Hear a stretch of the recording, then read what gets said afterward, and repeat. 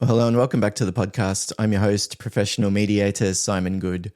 I set up this podcast to provide free resources and tools for dealing with conflict. So if that sounds like the kind of thing that's useful for you, please consider pressing subscribe. Now, in the episode today, I've got a slightly different type of episode prepared for you. It's an interview that I set up with an old friend of mine, Meng. When I first got married, nearly 17 years ago now, myself and my wife ended up going overseas, and we spent, initially it was a year teaching English, and then we extended it to 2 years, and we stayed a little bit longer than that actually. So we went to South Korea, this foreign country, to join this ragtag mix of English teachers from a lot of Americans, but also Canadians and people from the UK and a whole bunch of different diverse backgrounds all needing to work together. So it wasn't just the cultural difference of dealing with Koreans and the Korean work culture. There was also the challenges of working with a supervisor, or if you're in a leadership role, dealing with staff who have a completely different idea of what's fair and what's right and what's respectful communication and what's reasonable in terms of the amount of hours you're expected to spend outside of your paid hours at work and all of these kind of things. And I think in hindsight, it was probably a little bit of a trial by fire in learning how to facilitate and manage very different, diverse perspectives. And it's interesting that I ended up being a mediator now so many years later. So I wasn't a mediator back then. I just graduated from my psychology degree. So I was over there teaching English, and it was just such a lovely experience. I loved the kids. I loved the staff that we were working with, both the other expats that were there as well as the Korean staff. We're still friends with a number of the people that we met there, and I occasionally hear from old students who obviously look me up because they can remember me for whatever reason, and they send me a little update as to what they're doing, which I absolutely love. So it was a really special time for me, and I think about it often.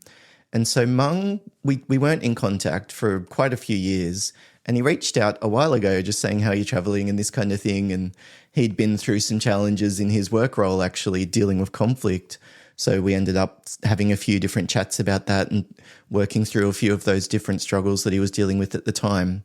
Not super major things, but I think sometimes it's helpful just to have a sounding board or somebody to talk through the processing where you're at. I think it can almost like help metabolize the experiences that we've had, a little bit like we eat food and then it's metabolized and becomes energy for our body, or something else if it becomes a type of excretion. And I think our experiences are very similar. We have this input, and to some extent, it then becomes a part of us.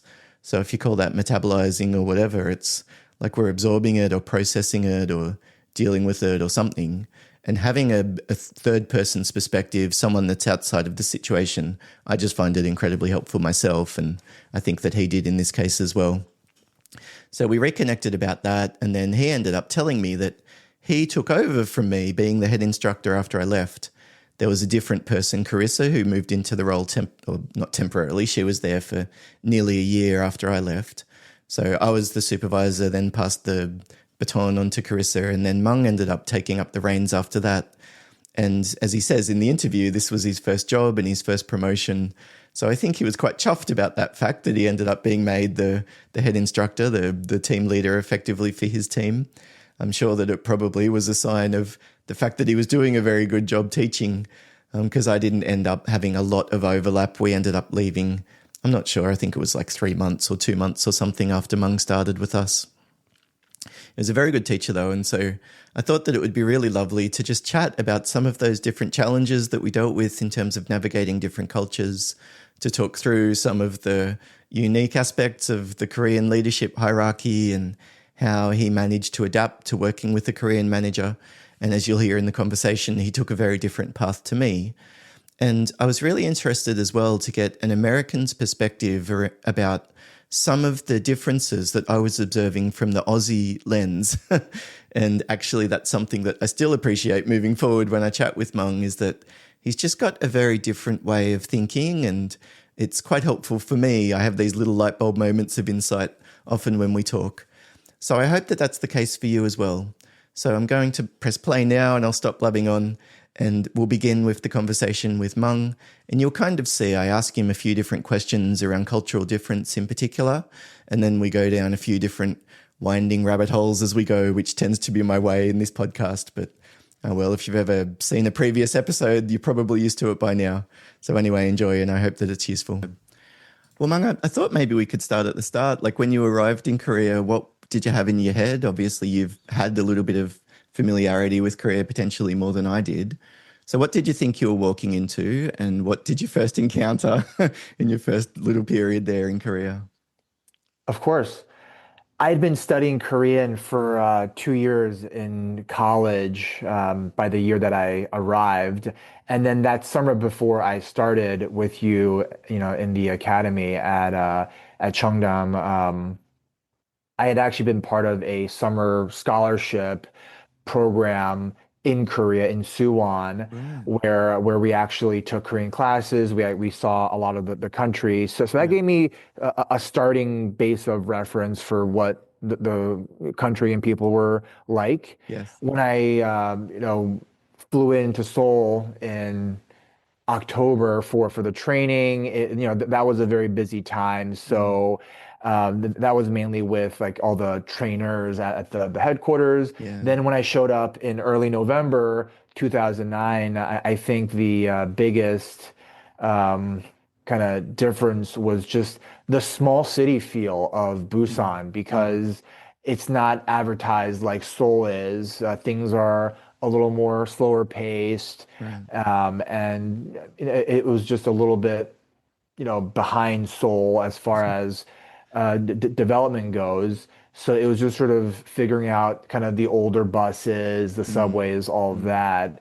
Mm. And over time, a lot of these surprises came to be things that I enjoyed about living in Busan. Yeah, isn't it funny? The roughness of it was really romantic in a lot of ways, and we've both travelled back to sort of spend time there as well and walk the old paths and reminisced, which has been so lovely. So what about the corporate culture though? Like you would have known something about the country and the language and the dress and that kind of stuff, the subways and the buses. But how did you find working for a Korean company as opposed to your experience before that? Sure. It was, the Korean companies generally have a reputation, especially back in the day, of like longer hours and, this hierarchy of Yes, very the, long hours. right. And fortunately for how, our work was structured as, private academy tutors, Mm, right? Our days were essentially about 3 o'clock to 10 o'clock, which, right. isn't necessarily short, but it was manageable because we had the mornings off. Mm, So, during my first year there, um, a lot of my, encounters with the Korean staff actually came through you. And that was a huge help as far as they had a way of doing things with how they wanted their classes run, the yeah. style in which all of that, and I got their feedback from you, which really helped Mm, to kind of know what they wanted. And then over time, as they got to know me more, they would come seek me out and speak to me about certain things. There was a language barrier because some of the administrative staff they were like they were conversational in English, yeah. although not fully fluent. Yeah. So in the beginning, there was a little bit of kind of guessing about what exactly they meant. But Yeah. over time, as we built trust, uh, I think that was something that was very easy to get used to as far as they typically had the same requests of, Mm, a certain student needed more time mm, or the paperwork had to get it done a certain way. So it was just about kind of listening and figuring out what they wanted, like first by their words and then by what they wanted the end result to look like. right. It sounds like you were much more willing to be compliant than I was in some of those things. I was probably a bit more stubborn, at least early on. Like I was often like I was very frustrated at being micromanaged, and even when you arrive in Korea, the company that we worked for, they give you a training course. Is it a week or Hmm. I can't remember if it was 2 weeks or 1 week or something similar, but it was all very, very, very structured. Like Sure. do this and then this and then this. Here's the example script to say for the introduction. Here's the example script to say here. And I don't know if I just don't tolerate being bored or what, but even in the training in that first week, I can remember sort of butting heads with one of the trainers when they were telling me this is the best way to do it. And I was saying, I'll show you, mate. Do you know what I mean? I think in Australia, we have a very flat kind of hierarchy. Like we Oh, expect to be able to go have a beer with our boss or something.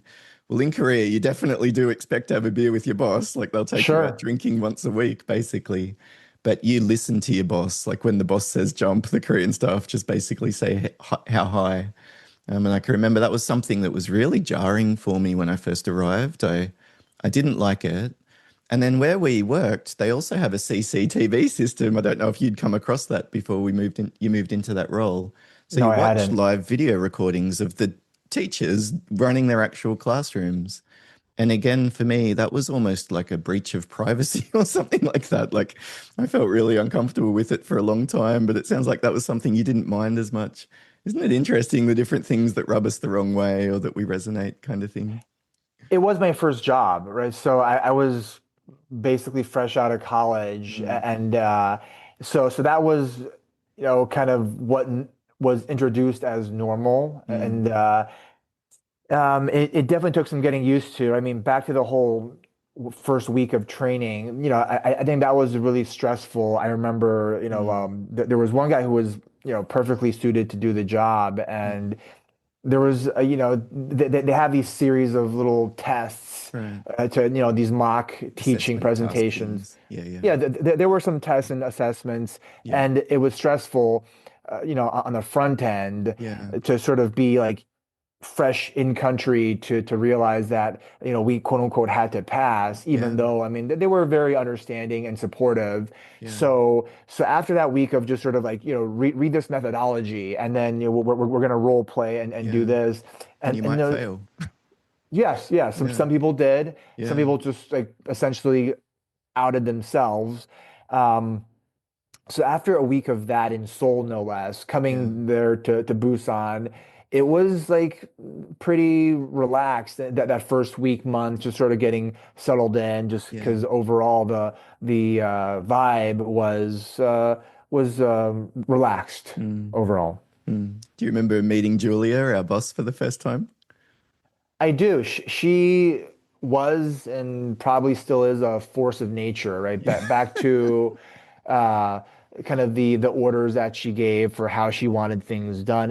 She personally was hard to say no to, which kind of that was part of her character. He was very And direct. Yeah. mhm. And openly critical. Oh, sure, Yeah. absolutely. Yeah. And it definitely took a lot of time where, I mean, generally, I recall I didn't have a lot of contact with her the first 6 months, Yeah. again, because she was kind of passing down commentary and, observations to you and everything else. Mm, Then over time, she, opened up a little bit. She mm. spoke with me, and we kind of found those rhythms to kind of rock and swing with her Right. orders. Yeah. It's a very odd arrangement, isn't it? Because you and I eventually became the HI, the head instructor. So we're kind of in charge of this motley crew of teachers that have been gathered from all of the corners of the earth, basically. Well, it's English speaking countries because they need to be English speaking teachers. But I had Irish people and Canadians and a few Australians and quite a few Americans. And it was the first time I realized just how much cultural difference there is between Americans, like, someone from Philadelphia versus someone from Texas versus someone from California or whatever, Shannon that was there with us. Um, so much variety, more than Australia, I think, at the time, at least. But yeah, I can still remember a lot, like the feeling of walking into that school that we worked in and, the smells and the differences down to the type of coffee that you could make yourself before you started teaching a class. Do you remember that coffee that was just so full of sugar? I It's so, avoided it, but yes. I would avoid it as well, but it was very addictive and it's right outside your office. And if you haven't had much sleep and you've got another class that you're about to start, yeah, Oh yeah. unfortunately, it was something that I often couldn't avoid the temptation and then wouldn't sleep well as a result. So did you need to look after yourself in a particular way, like going through that assessment period or when you first started in the job or when you first moved into the supervisor kind of role? Like, did you find those different stages particularly stressful, or were you taking it in your stride, or what was it like? Th that whole span of time from when I first arrived to becoming the head instructor, it occurred over a span of a, a little bit over 2 years. Hmm. So um, each stage was, its own thing as far as, arriving and being in training, and Yeah, then being a normal teacher for about 2 years, and yeah, then head instructor. So I think each stage definitely had its own challenges with mm, training. It was just sort of keeping cool and kind of understanding like what their assessments were really looking for, because right, yeah, they all were meant to uh, reinforce like the core values and ideas. yeah, And so it was just about keeping it cool, and I still have some memories of being with the other trainee teachers mm, who would get distributed to other branches across the country. We'd yeah, be on a rooftop kind of taking a coffee break, just sort of kind of talking about the upcoming test and sort of reassuring each other. yeah, Now, when I got to Busan and started teaching at the Saha branch, that one was more in depth and obviously longer as far yeah, as me not having had any teaching experience to work with you and the team and the Korean management, even the students to kind of learn piece by piece what it is to be a teacher, hopefully a mm, good teacher. mm, And so that was, for me, I still remember like somewhere around the 9 month mark, I walked into my classroom and I felt like a teacher after oh, like nearly a year from all the yeah, hard work. yeah, So that was kind of the progression. And then after that, it was about kind of working on the small things. And then, of course, becoming head instructor was kind of being set in a different um, level. And what I mean by that was, right?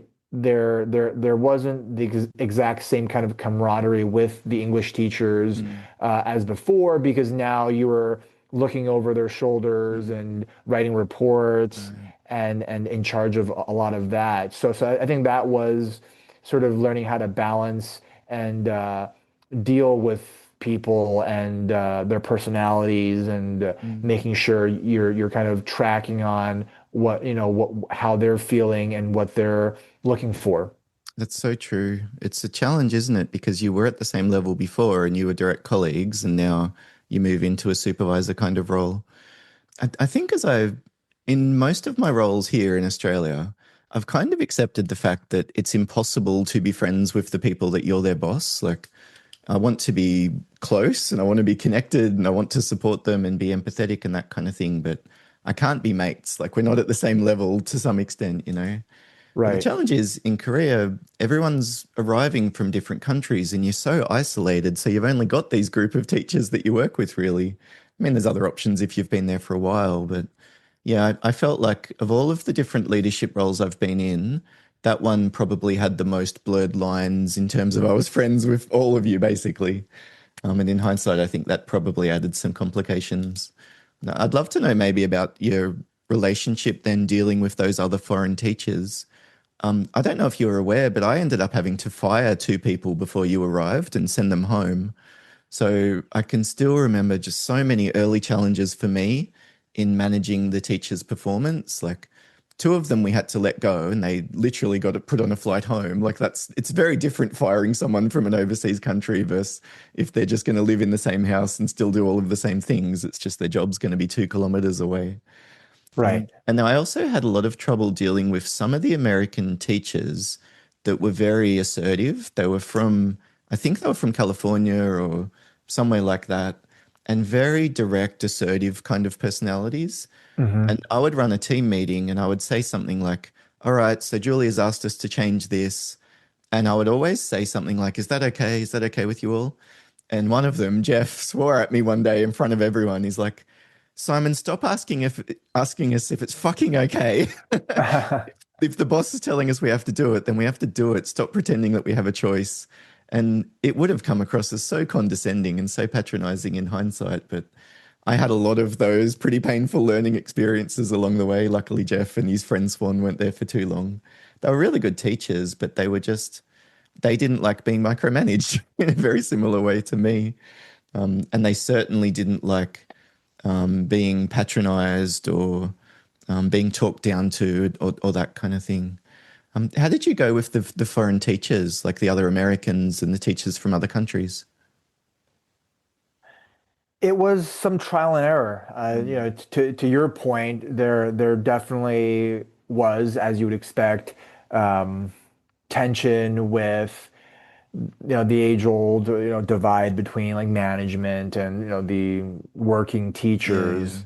So I definitely had my share of experiences with highly opinionated teachers Mm, from the States. Because I mean, like I think by that time there were, I mean, half the teachers I would say typically were yeah, American or pretty much Canadian. all. Yeah. So there were a few of those, and I remember one conversation where these there's this couple that was teaching there. They wanted like their vacation um, planned out and paid a certain way, and I had to explain to them that the request they were making was not something that I could get done Right. or to push for, Mm. and that it really would have rubbed Julia and management the wrong Yeah, way. they don't like And approving extra leave, do they, at all? Sick right. leave or annual leave. Of course, yeah. Yeah. And so it was just sort of explaining like the realities Mm. of, what was in bounds and what was not going to be possible. So Yeah. But you were thinking about that as a data conversation, like these are the facts, and you need to sort of educate them around what Julie is likely to go for or that kind of thing. as my mind works, yes. Yeah. And how did it wrap up then in the end? Were they accepting of it or did Well, they I get mean, a chip on their they shoulder? had to. They Mm. had to. It was the way they wanted their vacation done Yeah. just wasn't going to happen. I think they wished that I would have kind of gone out for them and really Mm. raised a stink essentially Like with advocated on their Julia. behalf almost. Yeah, and gotten Yeah. some kind of like exception Yeah. for just them and all Right. that. Right. And those are not easy or far from it. And so they accepted it. They took their vacation begrudgingly, Mm. if that's a thing. And they actually finished out their year plus a few weeks. And Yeah. overall, I think it was fine. But delivering bad news in the moment wouldn't have felt good at all. I can just imagine. It's one of the challenges, I think, for a lot of people when they first move into the team leader or manager or site supervisor type of roles, is that like dilemma that you're in where you feel responsible for the decision, but you don't have the authority and the autonomy to make the decision. So you're always delivering bad news and then you cop people shoot the messenger. So you cop the reaction to it, even if it's just sadness, like you feel gross because you've disappointed them. And I think it's one of the things in leadership that we don't often talk about, that feeling responsible but not having much influence over the situation. It's one of the things that puts people more at risk of burnout. I mean, that probably describes the entire Korean hierarchy, that literally everyone is just meat in the sandwich because your boss tells you literally what to do and you don't have much decision-making power. And Well, yeah, I still struggle with that. Like when I'm not able to approve things for staff, and even when I hire people to work in my own business, I still struggle with being too accommodating, I think, like too flexible and too generous. It's interesting. I think even looking back, I think that was beginning to play out even in that career role. I was going into bat for the teachers. And in hindsight, I wish that I'd probably taken more like your approach, which was, look, these are the facts. This is the reality. Let's just be transparent about it. Whereas I would have probably been, let me see what I can do with Julia. Maybe she can make an exception. And I would have gone and tried to push Julia as much as I could. And she would have gotten very grumpy and angry with me. And it probably would have made things a lot worse and still ended up in the same outcome that you reached at the end of the day anyway. Oh, that's such a good example of, I think, being the meat in the sandwich and carrying the water for your boss that, to some extent when needed. How did you go with the Korean students? Like, did you notice, obviously, there's a lot of differences between mm. US and Korean students, the same as Australian, but what stood out to you? How hardworking they were, right? And the fact that, Mm, by the time they reached us at 4 o'clock every afternoon, mm, they're coming from an 8-hour school day, yeah, and they were going to be with us for 3 hours, and then yeah, a lot of the time they had more after that, especially right. as they neared Violin for high sports or school. something. Yeah. So, I mean, the diligence definitely stood out compared to Mm, like a quote unquote average, 8-hour school day in many other, countries. mm, And then once I got to know them, and there was the kind of a rapport and communication established, and they felt comfortable around, they mm, became more children-like again, or more relatable. It wasn't just, oh, like I'm from this country, they're from that country, but yeah.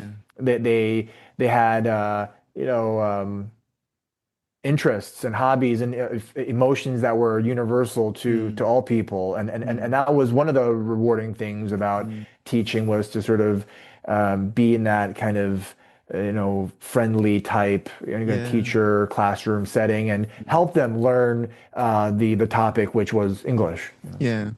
And in that one, you can just be 100% positive, can't you?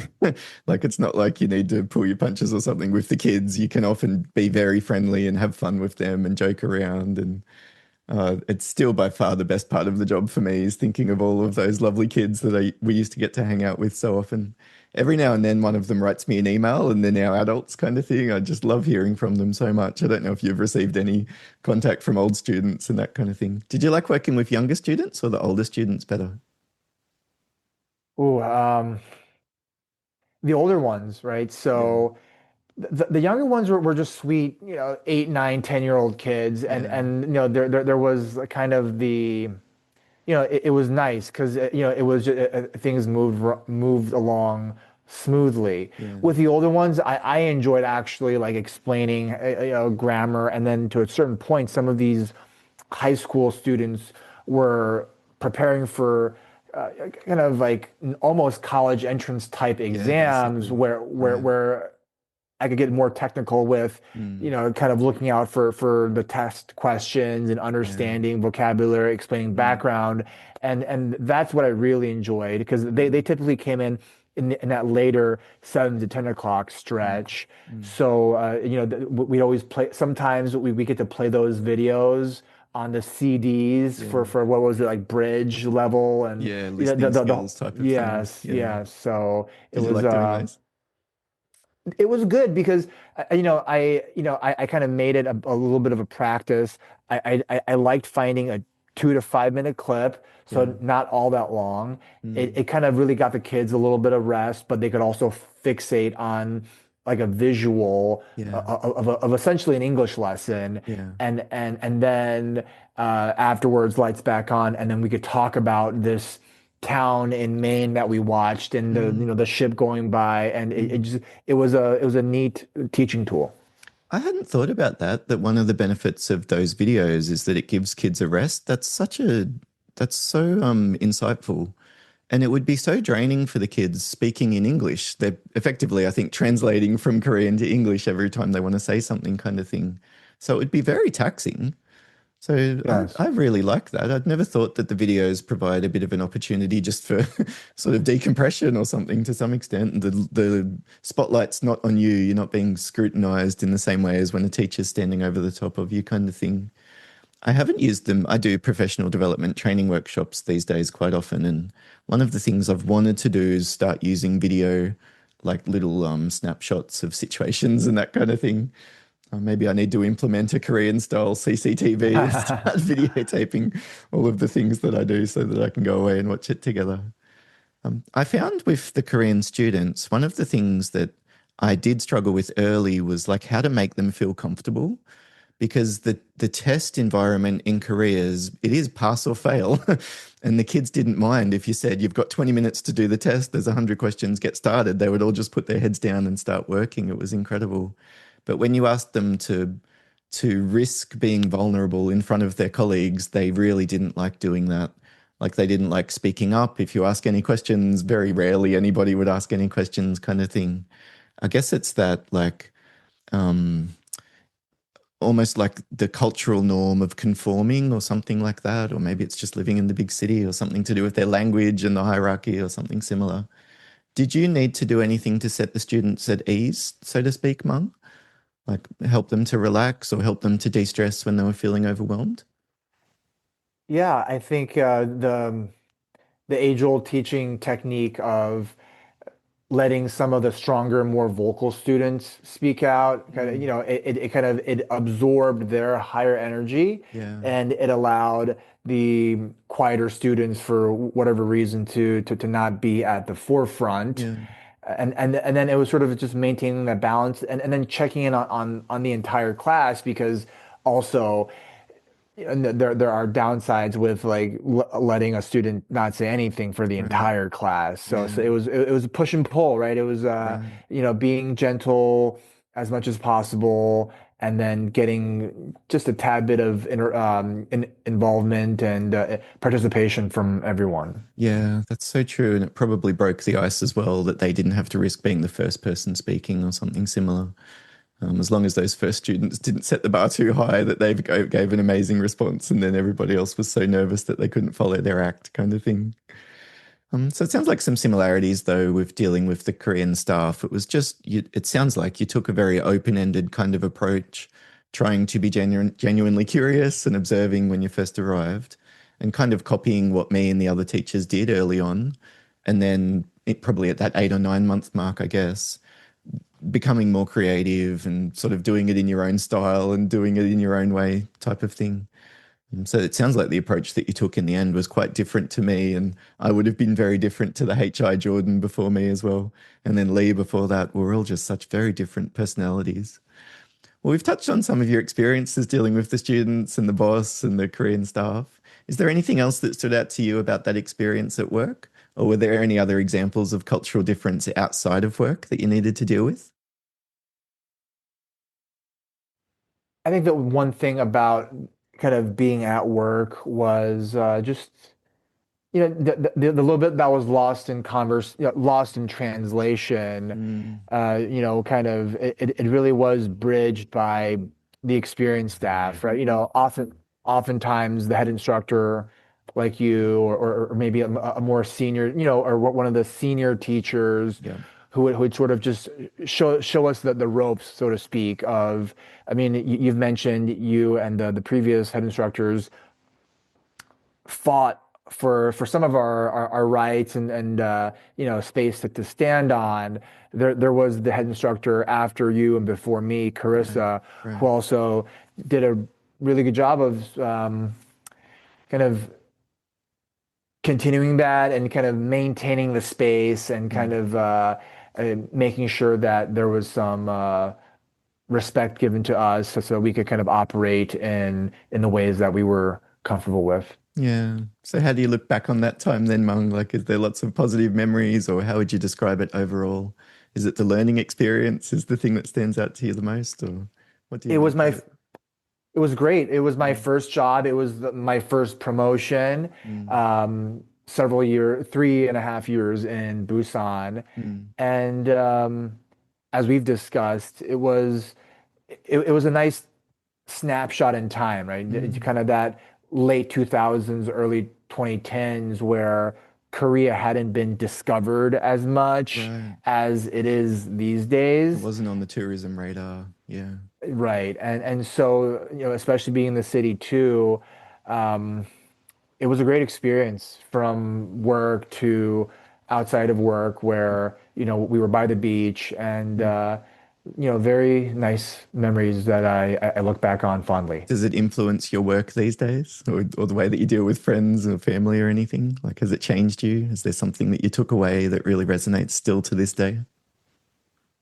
Yes, and I think it's mainly because I was a teacher there Mm, for several years, the first part of my career, where, when I'm working with people in an office, I actually always think about like education as if I'm newer in a setting, what's the best way to quote unquote download into my brain what I need to learn Yeah. to succeed at this job, Mm, or vice versa. If I'm training someone, how can I break down this idea, to teach someone else? mm. Because I think, after teaching and being in a classroom, you sort of see every workspace as a bit of a classroom of Right. either Yeah. teaching some, important skills, concepts, practices, Yeah. or being on the receiving end of that. Or you're facilitating in some way, like influencing the conversation or directing it in the same way as you might Yes. call on the student kind of thing.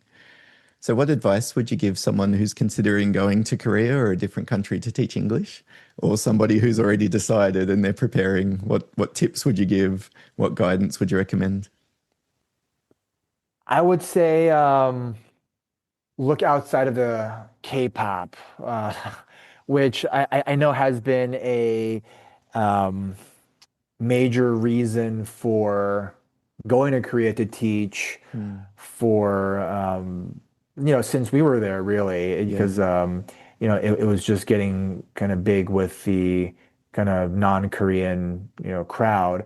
But I think K-pop is fine and all. There was just so much that we saw, like having dinner in these old temple style restaurants, or the back Mm. alleys, Mm. or these Yeah, kind of Hole or cafe traditional, pub. Yeah. yeah, and sort of kind of getting to see the, shall we call it, the real side of Korea. Yeah, that's such a good bit of advice. I wish that I'd acknowledged just how special those little places were. Because I sort of was always worried that people were judging me or criticizing me or I was doing the wrong thing or something. So if we went to a pub, I was usually nervous that you weren't meant to pay or this wasn't the place where foreigners, I don't know, there'd always be some little norm that I was breaking. And in hindsight, it was probably some local little family that runs the pub and grandma's upstairs and mum's in the back looking after the kids. I just wish that I'd been friendly. And I think the thing that got in the way of it for me was just nerves. I was self-conscious and worried about what other people were thinking of me or didn't want to upset people or something similar.